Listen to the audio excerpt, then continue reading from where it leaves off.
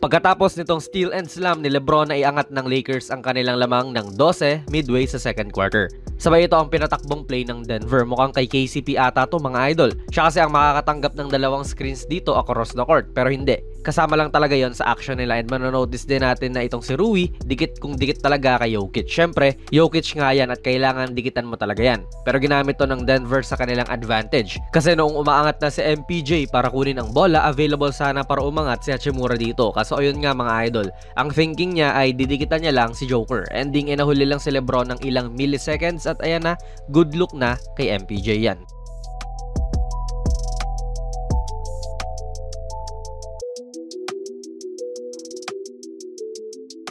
Kung gusto mo pa ng mga videos katulad nito, baka pwede kang mag-subscribe idol. Palike na rin po ng ating video. Nakakatulong to sa build-up ng channel natin. Again, dito, naging concern talaga ang Lakers kay Jokic. Paano ba naman ay Austin Reeves lang ang tumatao sa kanya sa transition? Kaya si Dinwiddie may kita nating nag-aabang dyan. Para syempre, matulungan niya yung kampi niya pag napasahan na si Jokic sa ilalim. Hindi rin naman masama yun, pero ang nare-risk mo nga ay yung labas. Tulad dito na good look muli sa Nuggets. This time, kay Jackson naman.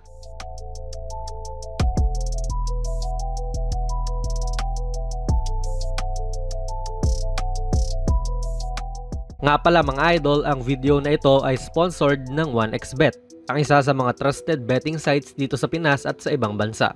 Kung gusto nyo mag-register, i-click nyo lang po ang link sa ating pinned comment sa baba at ganoon din sa ating description box. I-type nyo na rin ang ating promo code na JonasPB at maaari kang makakuha ng up to 12,000 pesos na bonus points sa inyong unang deposit. Maaari kang mag-bet sa mga sporting events like NBA, UFC, Wimbledon at marami pa pong ibang sports. Siguraduhin lang syempre na maging responsable sa inyong pag-bet.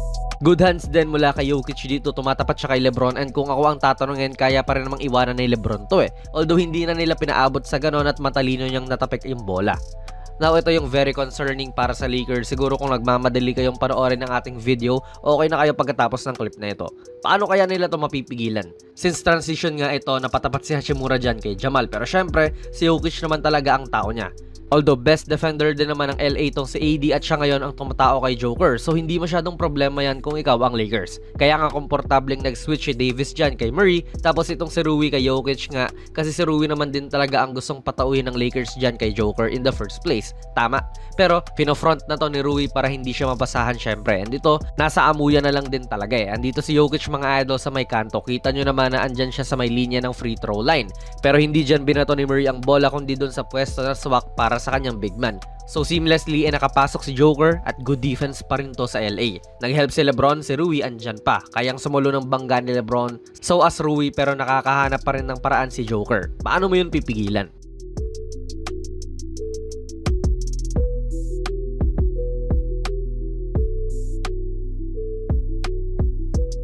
Now ito, tila 300 IQ plus stuff ang ginawa ni Jokic mga idol. Wala pang nangyayari dito pero tila alam na niya. Na-anticipate niya ang gagawin ng LA. Pasensya kung malabo mga idol pero ayan na nga sumisignal si Jokic dito una kay KCP. Kaya kita niyong bumalik si KCP at nag-screen kay Murray. Sabay yung sumunod na signal naman ay itong para kay MPJ. Kayo na lang mag-interpret kung ano tong sinasabi niya. Ayan, ulitin natin. And ayun nga, naging double stagger to para kay Jamal mga idol. Nagbi-blitz kasi ang Lakers dito. Pine-pressure nga ni D'Lo at Reeves si Murray para syempre magulumihanan siya. Leaving KCP na libre dito at pwede ring mapasahan na. Si Jokic, covered pa rin naman ni Rui at the moment. And dahil nga po sa pagiging libre ni KCP nangyari to.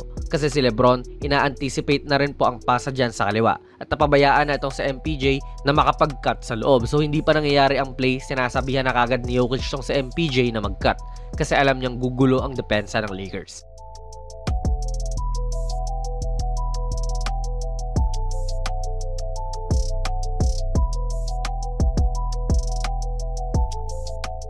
Dahil sa transition 3 ni Murray, tabla na po ang laro. Ganda ng rotation ng LA dito pagkatapat ni Rui dyan kay Murray. Kita nyo si AD na nag-step out para naman tapatan si Jokic. Tapos si Rui naman dito kay Gordon. Legit, okay na rotation to at alam mo yun, hindi sila nagkakalituhan. And kung ikaw ang Lakers, ito yung pinakamalakas mong baraha na pantapat kay Jokic.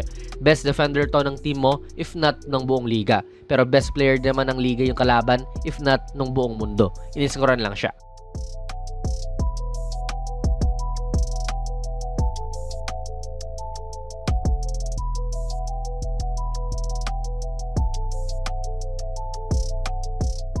Since si AD nga rin talaga ang main rim protector ng LA, syempre, aantabay siya sa loob at sino yung nandun? LeBron pati Jokic. Although hindi siya nakatingin dyan, sa kanila talaga. Nilalagay niya lang sarili niya para makapag-help nga sa loob kung sino man yung nandoon. So sa tingin ko, hindi talaga magandang idea na si AD ang tatapat kay MPJ dyan kasi bibitaw talaga to pag nakadampi ng bola tulad nung nangyari dyan. Sabayan naman ni AD pero quick ang trigger nito ni Porter Jr.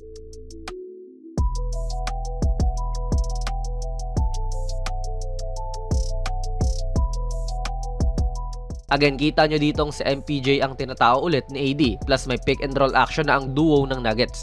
Dahil nga po kakashoot lang din ito ni MPJ sa labas, edi hindi makaalis si Davis dyan, di ba? Paano makakapag-help dito sa loob kung ganon? Kinailangan tumapat ni LeBron at ayan, nabigyan sila ng alley-oop. Sa tingin ko, hindi ito talaga team defense. Masyado nang nagiging concerned ang Lakers sa mga shooters nitong Denver at ayan nga halos mga nakadikit na silang lahat habang si Gordon heto at inaantay yung star player niya. Si AD hindi man lang din pinapressure at inaantay lang din si Gordon. Pwede nga sigurong umagaw si LeBron dyan, makigulo pero ayaw niyang i-risk na maiwanan tong si Porter Jr. Ending in a solo ni Jokic tong si Rui at ayang nakascore na naman.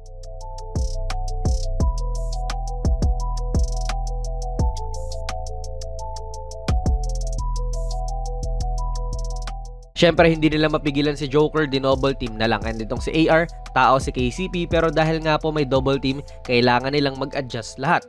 Kinailangan niyang umangat dito kay MPJ kasi nga ang hirap naman pag ito rin uminit. Ayan tuloy, naiwan si KCP. Kapag walang help, ganyan sila na kinakayod lang talaga ni Jokic.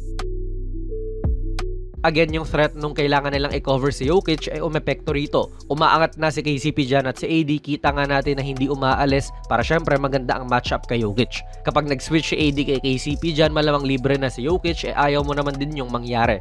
Nahuhuli na si D'Lo dyan, matik, tapos nasiscreenan pa. Good look para kay KCP.